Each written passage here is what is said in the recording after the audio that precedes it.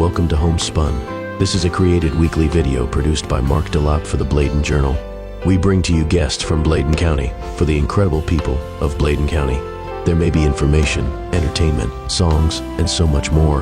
Be sure to tune in each week as we find the best of the best that our community has to offer. And now, your host, Mark Delap. We are here today on Homespun with Adrian. Adrian, how do you spell your last name? Howell. Okay, Adrian Howell. And let's take you back. Oh, but I guess I should introduce Rosie. Yeah. And Rosie is a sweet girl, and she's used for training a lot of children and things like that. Yep. So, Adrian, let's bring us back to where were you born? I was originally born in Wayne County, North Carolina, so right around Goldsboro, and that's where I grew up until I was about the age of, I think I was 12, and we moved to Bladen County. Okay. Yep. And why did you move to Bladen County? My dad had taken a job offer down here, a job opportunity. He was doing government contracting, and just so that way he was traveling a lot, so that way we could be together more as a family. Sure. Sure. Went ahead. And what high school did you go to here? East Bladen High School, and graduated. Okay, so you're all excited now because of the girls going to the state championship now? Yes, I've shared posts. I've even texted one or two. Yeah. That's great. That's great. So when you were growing up here in Bladen County, what are some of the things you remember? Growing up in Bladen County, the lake was one of the most popular things. Horses were not super prominent when I was growing up around here. We were always on the boat out in the summertime. And during the school year, I was like full-fledged with the horses. Always at the barn throughout the school year, and in the summertime, we were always on the lake. Okay, and you're talking about White Lake out there. Yes. And so the water festival is the big thing. And water festival was huge. And the Christmas parade, they have in Elizabethtown every year. And I remember throughout growing up in high school, everybody in the community was really tight-knit. Everybody in Bladen County has always been really tight-knit.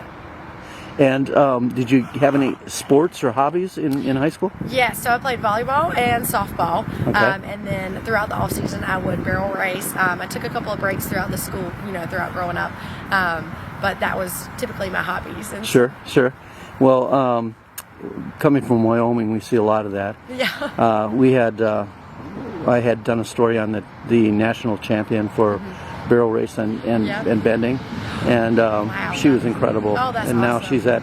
she's in college now, but she was Rain Grant was her name, and Yep. she was incredible. That's awesome. So yeah, filming some of that stuff was really fun. We don't get a lot of that down here, but so to come out here to this beautiful equine place, and it was magical when I saw it on Facebook, and I thought, I've got to go out and check this out, simply because I want to get a story on you, but second of all, I want to come out and be with the horses. Yeah. You miss that when you're away from it for a while. If you're away from them, it's miserable almost. Yeah, and Rosie came up right away and gave me a big kiss, and Leroy, who's here, and Red, who's here. Some wonderful horses here. So after high school, where did you go? So after high school, I did 2 years at Cape Fear Community College. When I started at Cape Fear Community College, I was originally going to school for early elementary education, and debated between vet med and physical therapy all at the same time. So I just started with general ed courses, and that was how I kind of got on the path of therapeutic equine eventually. Okay. Yeah. What year did you graduate from high school? Graduated from high school in 2020. Okay. Yeah. Oh, right in the middle of COVID. Yeah, right in the middle of COVID. So you were one of those COVID graduates. I was a COVID graduate. Did they allow you guys to have graduation here? We did. Yes, we did. It was outside on a stage. We had to do it throughout our cars, so we had a line of cars rather than having a line of students. Sure. And you'd get up towards the front of the line, and it was, I believe, if I'm not mistaken, they did it in alphabetical order, I think by our last names, if I'm not mistaken. So they would do it, one student would get out of their car and walk up and shake the principal's hand. Oh, how cool. Yep. We went through that up in Wyoming too. I was in Wyoming for COVID, and our basketball team had just qualified for the first time ever for the state tournament. Yep. And they were boarding the bus, and they came and said it's been canceled. Yeah. And the rest of the year was canceled for them, and that's how their year ended. Yep, that's how our year ended. So too, you're a part of a great society, I guess you'd call it, the COVID society, the graduates.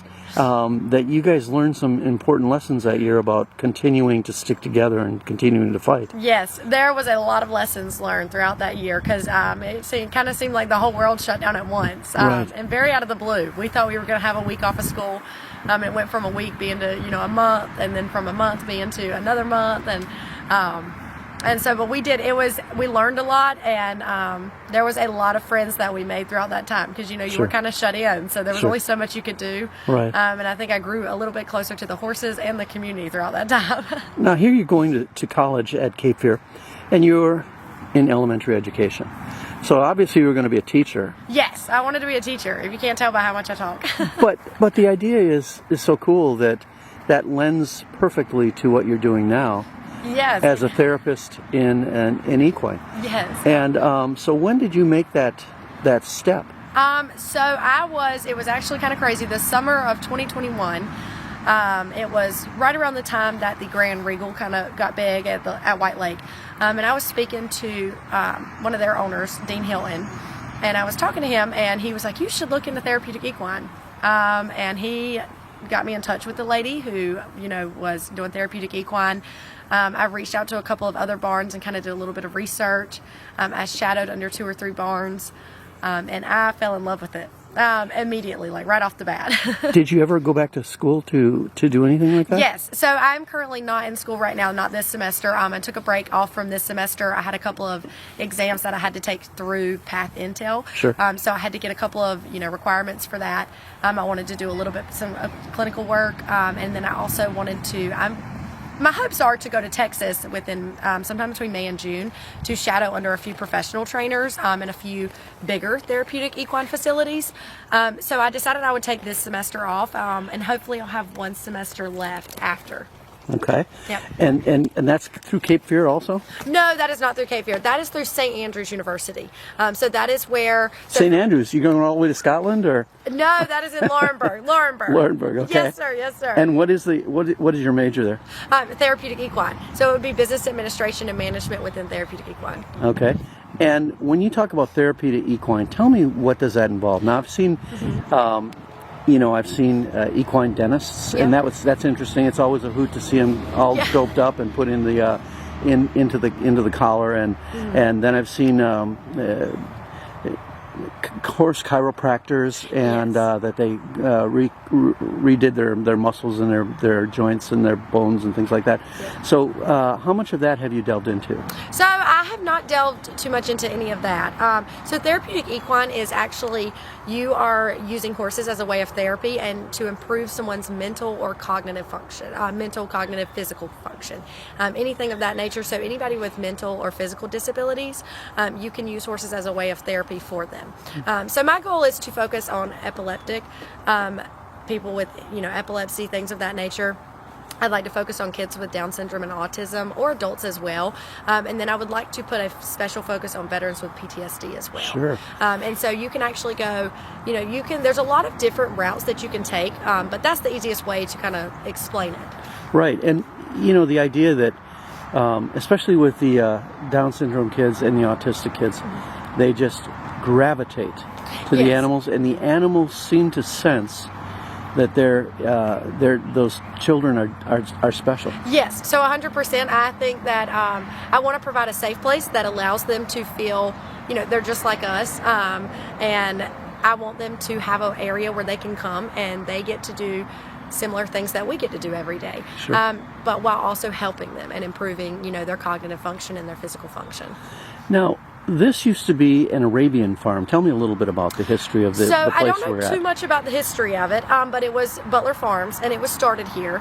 And actually, one of the lesson students that I have, she's not taking lessons at the moment, but she has taken lessons for the last 2.5 years. It's really cool, but her granddaddy actually helped put these fences up himself. So they were related to the owners of Butler Farms. And so anyway, so Butler Farms, it was started by a lady who now lives in White Oak, and she may be moved from White Oak now. But it was started, and the lady, I have spoken to her a little bit about the history. I did give her a call, and we kind of discussed it. Her and her husband started it out as they had horses, and they used them for fun, and it kind of turned into a professional thing. And Butler Farms turned out to be a very pristine Arabian farm by the time they got done with it. Wow. The farm that they have now in White Oak is absolutely pristine. We have another barn in the back on the back side of the property. Well, Dr. Gensel on the back side of his property has another barn, and in that barn they have breeding stalls, and it is really neat to hear about the horses that they had on this property. And they would take these horses to big sales, and they would sell these horses to trainers and investors. And I mean, it was really neat to hear about and kind of learn a little bit about. But I wish I could tell more about it, but I don't know too much about it. We used to call. I had a friend of mine that was training Mustangs for the BLM up in Bureau of Land Management up in Wyoming. Yep. And we used to call him a flipper because he would take broken down horses and turn them into absolute show horses. Yep. And of course, with Mustangs, it's a breed that you don't find in most horses, and they're a hardy breed. They're used for many things up there. Yep. So it's kind of interesting to find out. How important is it for you, and you're here with the equine therapy animals? Obviously, a lot of people talk about vetting people, but you've got to vet your animals pretty carefully, don't you? Yes. Tell me about that. So it's huge. So my personal horse is vetted very routinely. He actually has an navicular.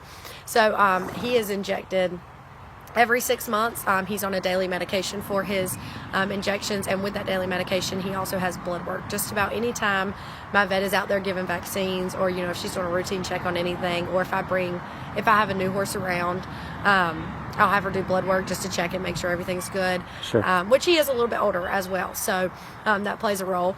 Horses out here, Dr. Gensel is the same way over top of his horses. And we work together a lot of times to make sure that we stay up to date with deworming, vaccines, any kind of blood work that they may need done. And anytime I've ever, went to Dr. Gensel and said, hey, one of the horses seems a little bit off, like Brad not too long ago, seeing like something was going on with him. We had blood work ran, Dr. Gensel checked him out. And Dr. Gensel has brought in horses from other vets, or brought in other vets to vet the horses as well when we need it. Sure. One of the big problems we had out west was horses that would get bit by rattlesnakes out there, and their faces would swell up, and that would be terrible. But sometimes you can give them shots before, as pre. A rattlesnake vaccination. Yeah. Yep. Do you have anything like that out here? They do have some of those. I'm not sure that these horses get them, but we don't have a huge issue here with rattlesnakes. Right. I know you do get the water moccasins here and the copperheads here, though. Yes, we do, but we don't see them on the property very often. Armando has seen one or two, and he's probably seen more than that. He's been here at the vet hospital for a while. But to my knowledge, we have not seen one, and I've never seen one. The only thing I've ever seen on the property is a green snake, and Red kind of stepped on it. So I was like, all right, let's keep walking. Plus, you've got a couple of very friendly barn cats who probably keep the rodent population down and the snake population down. Yep. And you got a beautiful black cat here with a white patch. Yeah. What's that cat's name? That I call Armando's cat. Armando's that cat came cat. from an employee that I believe she had some health issues. And so after some health issues, Dr. Gensel and them offered to bring the cat in. Sure. And so they brought her in. And when they let her out to be an outside cat, she immediately took to Armando. She actually does not socialize with me whatsoever. If she sees Armando, she kind of follows him around, and she'll sit. He's got a door where he kind of he opens it up and goes in and eats lunch, and they've got some tools in there.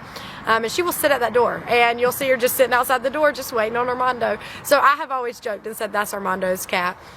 Sure. And then we had one named Inky, and he has been adopted out, but that was previously my favorite one in the whole wide world. Okay. And we have an orange cat, and they call him Cheerio. My lesson students call him Goose. Don't ask me where Cheerio and Goose come from. I have no idea. But anyway, so we call him Goose, or one student has also called him Moose because she said that fits better. He is our rodent killer. During lessons, we have to do a check to make sure there's no mice laying around, because he will get them and drag them up and show them off. Brings his trophies. Oh, he brings his trophies. He'll put I've been at the picnic table before, and there's been one on the picnic table bench. Sure. So. Just left you a present. Oh yeah. Now, you talk about and tell me a little bit about your relationship with him and his wife, and how you interact with them. I mean, they own this whole complex, correct? Yes. And this is just an incredible veterinary hospital, Yes. unlike probably any I've ever seen. And so, tell me a little bit about the hospital and how you got with the doctor and his wife and your working relationship with them. So I started actually working inside of the vet hospital as a kennel assistant. I was doing an internship. It was right after high school, and it's a program you can go into just to kind of see, and you shadow and you learn if you enjoy it, because vet med was something that I was interested in. And so I came in and I started. And I was working under them, and I had a horse boarding here. And so the horse boarding here, I started using her for lessons, and Dr. Genzel and Valerie, his wife, both have been very, very supportive throughout this whole journey. And so it started as me working as a vet, and then a kennel assistant, and then, I eventually moved up to a vet tech assistant. And I would work as a vet tech assistant and a kennel assistant. And throughout that time, I was also working with my parents at White Lake Marina, because they are the owners of White Lake Marina. And I would work back and forth, and I was doing lessons here and there. And lessons kind of started getting bigger and bigger. And I spoke with Dr. Genzel about possibly using his horses and us working on a deal with commission. And I said, I think it would be great for both parties. And I had already previously worked with his horses a few times and, kind of tuned them up. So I spent a few months tuning them up and working with them. And really just putting a focus on, if they could be, how they could be used for lessons. And I slowly started bringing them more and more into lessons and incorporating them. What year was this, Adrian? This was in the year of 2020 to 2021 was when all of this was going on. Okay, so you started getting in some valuable on-the-job training, but you're bringing in a component to this hospital here that really caters to people. Yes. And, so it was bringing which in is a new a crowd. great twist. Yes, it was very surprising. It was a surprising twist. I had some plans, and God had bigger plans. Yeah. And so with Doesn't he always? Yeah, always. You make your plans, and he has a bigger plan in the hiding. Or tell him an idea, and he kind of laughs a little bit, Yeah. Oh, yeah. That's what I say. I told me and my lesson student were talking the other day, and I told her, I said, well, I had a plan, and God laughed at my plan and gave me a better plan. But yes, and so Dr. Genzel and Valerie, I started using their horses for lessons and incorporating them more. And it slowly turned into a really good working relationship. They, if I need anything for the lesson program, I can let them know when it comes to their horses. They've provided me with multiple different saddles, different types of tack. They've also, reached out to me. Valerie has given me a couple of different articles on therapeutic equine, and any idea that I bring to them when it comes to making the program better or making it a little bit bigger or focusing more on therapeutic equine or whatever it may be, they are all for it. They are over the moon and so excited to start. And a couple months ago, I've been really busy these last couple months working full time and putting an extra focus on the therapeutic equine. And Dr. Genzel and me were talking about it, and he was like, well, let us know what you need, kiddo. I'm like, we're here, we're ready. And they're always like that. And the hospital administrator, Mallory, she has also been a big part in it. She, with everything she has going on Monday through Friday with the vet hospital, she still reaches out to me. We coordinate a lot with making sure the farrier's out on time. If she has any questions, she calls me. If I have any questions, I call her. And it's awesome, the working relationship we have with them. Sure. Now, one of the horses here, Red, is for sale. Yes. And the price that they can negotiate is starting at $8,000. $8,000, yes. Okay. Beautiful 16-year-old gelding. Yes, gorgeous. And as gentle as anything I've ever seen. He's left horse kiss slobber all over my coat. And so just love him. And Leroy is another horse. And how old is Leroy? Leroy is vet age to be between 19 and 21. Okay. So typically, it seems like he's right around the age of 20 from what we can tell. And how old is Rosie? Rosie is between the ages of 24 and 26. Okay. I'm going to assume right about 24. She's an older mare. Sure. And she's kind of in retirement. She's eased into retirement, but she comes out of it here and there. And you've got a fourth horse coming in this afternoon? Yes, and that is not a horse for us. It is a boarding horse that'll be arriving to the facility. His name is Clark. Okay. He's going to be doing some training with me, but he'll be arriving this afternoon. So you are not only dealing with the mental health issues of people, but you're also dealing with training horses specifically. Yes, so I do not focus on breaking horses, but any kind of tuning up and focusing on problem horses. That is typically what I'm best at and focus at for the most part. Do you consider yourself a horse whisperer? I look at you and I see how they respond to you, and it's almost and being in that same boat. There's almost times where you can hear what they're thinking. Yeah. And it's exactly right on. I mean, it's kind of a special bond that you have with these horses. Yeah. Rosie wants to get Rosie in wants here, to be in the field. and she says, "What do you have to say about this? Do you have anything to say about Adrian?" She said she's going to need to throw me some more hay soon. Wouldn't consider myself a horse whisperer, but I do think that once you can learn to read the animal's body language, that's a huge part of the job, and that's a huge part of, especially with a lot of the problem horses, not a lot, but a few of the problem horses that I've had come through have been horses that possibly have come from rescues or maybe, a home that wasn't so great to them. Sure. And I've really had to put in a huge focus on reading a horse's body language, because that's when you can tell when they feel like they're in danger or when they may be putting you in danger. And when you can learn to read a horse's body language, it opens up a whole new door of opportunity for you with that animal. Or when the horse is sick. The horse won't walk up to you and say, "Hey, I'm not going to work today because I don't feel good." Yep. So you have to kind of read that. Yes, you have to be able to read that and be able to know when to look for the signs. Sure. And when it's a sign of, let's keep an eye on them for the next couple of hours, or when it's a sign of, we need to call the vet right now. Right. I think that when you get new people in and new students, especially children, around horses, we always used to say that you have to introduce yourself slowly, but they can sense whether you just feel comfortable with them or not. So don't be afraid. And just realize that is going to be your newest, bestest friend. Yeah. And so that usually works with kids. Do you have any tips on that? So the biggest thing is, and me and my lesson students say it all the time, if you meet any of my lesson students, they will tell you, fake it until you make it. And we talk a lot about how your emotions play a role into the horse's emotions.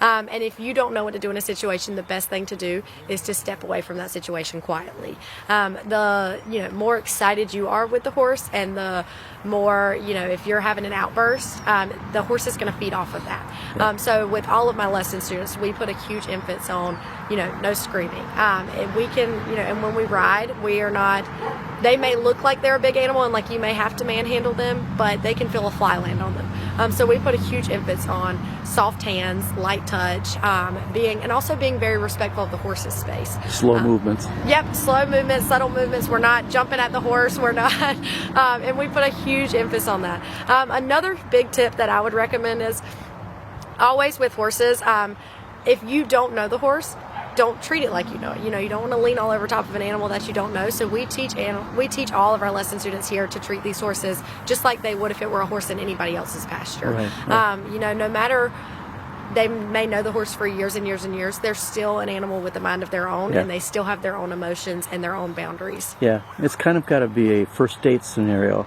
Yes, that you have to take with the horses and let them get to know you. Let them feel comfortable with you. I think that's it. Now, you've been here over 20 years. I have been, so not over 20 years. I have been in Elizabethtown. I've been on Earth for 22 years. But in Elizabethtown, I've only been here for, I would say, about 12 years. I would believe. Yep. All right. So you've been here with Dr. Ginsel for how long?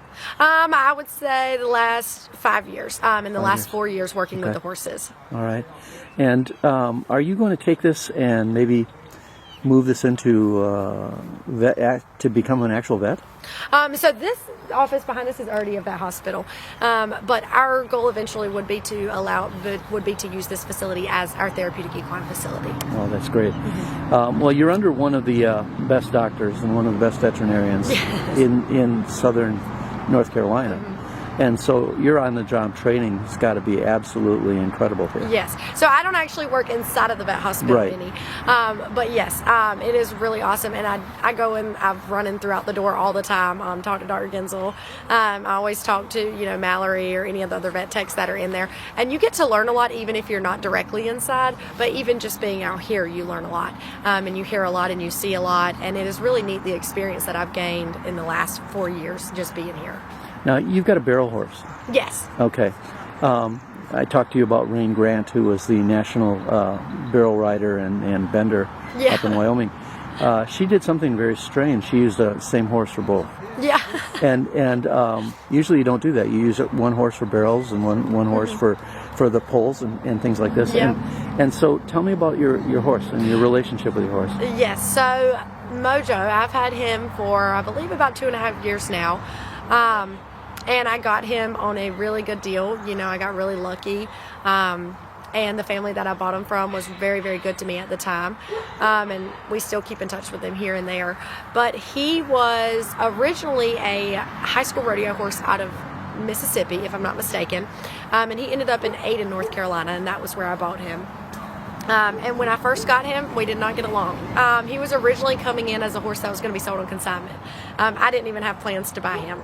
I ended up working him the night that he came onto the property in Wayne County. He was in Wayne County at a family member's facility. And I worked him, and I decided I liked him. I was like, he's all right. I'm going to kind of check him out. And it went from there. I took him to one barrel race, and I was told, by the family that he has alleyway issues. He may go in, he may not.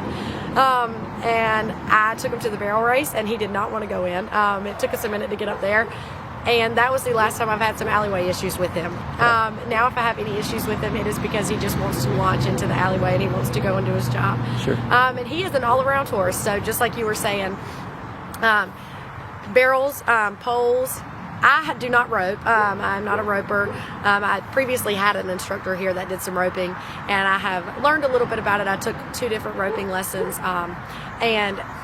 Anyway, so my horse is actually very good at roping. He would be great as a team roping horse or a breakaway horse, but I, on the other hand, do not have that talent. Sure. So, but he's an all-around horse. You can use him for just about anything. I've trail rode him. I have played around on jumps with him.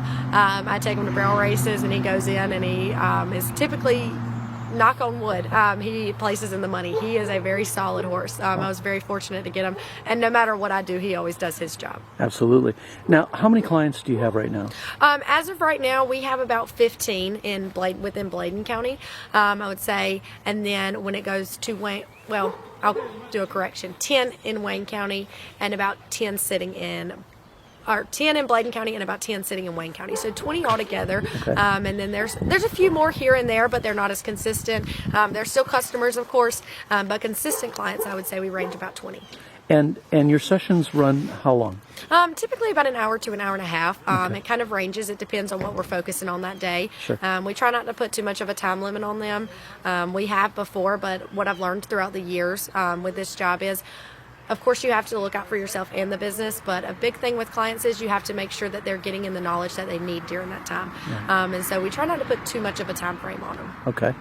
And, you working around these horses, they sometimes they just make you laugh for no reason at all. All the time. What's the funniest thing you've ever seen out here? The funniest thing I've ever seen is Leroy. We had a birthday party out here. We put a birthday hat on Leroy, and Leroy ate a cupcake just like he was a little kid, and one of the girls wanted him to blow out the candle, and of course Leroy is a horse, so he does not understand blowing out candles, but we got lucky, and we sat there and we sang happy birthday to him and it was not his birthday, but the kids loved it, and so you do what you do for the kids. And Leroy had icing all over his nose. It was just absolutely hilarious. And then they had a dog from the vet hospital that had walked out, and this dog was just boarding here. I don't know whose dog this was. I wish I did. And the dog put his paws up on the fence, and him and Leroy were kind of touching noses, and the dog was licking the icing. And it lasted for about 5 seconds before the dog was like, that's not a dog. That's a really big dog. And so it lasted for a few seconds before the dog kind of realized what Leroy was, and then he kind of backed away. But it was the funniest thing we had ever seen. We were all cracking up. It was the middle of the summer, and I mean, it was so much fun. We had a great day that day. Now you took me back and showed me some of the graves. Yes. Of horses that are actually buried here. Obviously, that's a sad day when you lose a horse. Take us back to one of your real challenging days concerning that. So I would say one of the most challenging ones, and I have been very fortunate. I haven't had to see a lot of horse deaths, thank goodness. I would say one of the most challenging ones, Maggie, was the horse here, and that was Dr. Genzel's horse, him and Valerie's horse. And she was born on the property, so she had been within the lesson program for the last 4 years. And about the last year of her life, there was very limited use of her. She did have COPD, which caused her to struggle with her breathing. And it was really hard to watch her go through that horse, and we were happy to see that she wasn't struggling anymore.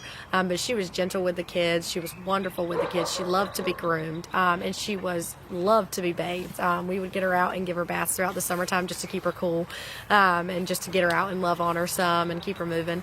And the kids absolutely cracked up. You could put the water hose up to her, and she would just drink the water hose like right as the water was coming out of it. And she would play with her nose in the water. But she was wonderful, and so that was a hard one to lose because we watched Rosie kind of struggle through it, and it was not easy for any of the kids nor I. Sure. Well, that's always the tough part. Is they have a limited time. Yeah. But at least they live a lot longer than a lot of pets that we have. Yes, they do. They live very long lives, and if you keep up with them and you maintain them properly, there's been horses that I've heard of living to be like 35, 36, and I've seen one live to be 32, and he ate the last day of his life, and he was happy as could be. Yeah. Well, Adrian, this has just been delightful to come out here to the farm and to watch some of the interaction you have with the animals. At some point we'll come back and we'll do some filming of your actual training. Yes, with the kids. We would love that. And yeah, would we really nice. appreciate you coming out too. So thank you for joining us on Homespun today. Yeah, absolutely. And I envy you. You're going back to horses. I'm going back to writing stories. So. Yep. Well, you get to write about the horses. So. Yeah, which is a good thing. Yep. All right. Thank you. Thank you.